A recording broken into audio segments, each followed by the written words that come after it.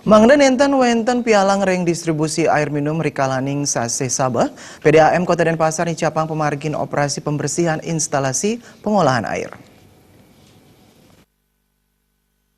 Rikalaning sase Sabah ring warsa durung nyane distribusi toya PDAM Kota Denpasar mangin pialang selami uwuku sangkaning blabar aring luanan tukad sanepina ke wit air baku toya PDAM Denpasar. Blabar punika mejantan medaging lelu batu yaden taru sane kantos ngeranjing aring instalasi pengolahan toya PDAM Denpasar. Sanganing punika mejantan mialangin distribusi toya PDAM. Nambakin parindikan punika PDAM Kota Denpasar sayan sering ngerasikang tukad sane ngeruruh instalasi pengelolaan air ring samian instalasi pengolahan air PDAM Kota Denpasar. PDAM Kota Denpasar nalejaki ngawahin kewendanan sumur bor.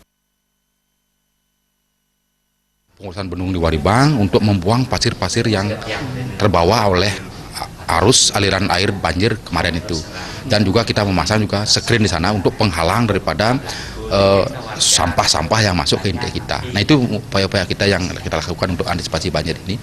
Yang kedua juga kita tahun ini juga membuat sumur bor yang ada di Waribang.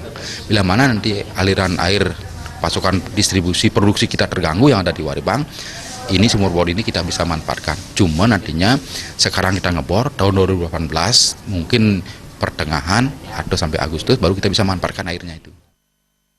Putu yase ngawahin sejeroning ngawahin pasokan toya ring Kota Denpasar, PDAM Kota Denpasar dalam ngemboliang pasokan air minum baku sani anyar saking instalasi pengolahan air minum tukad penet wiyaden petanu.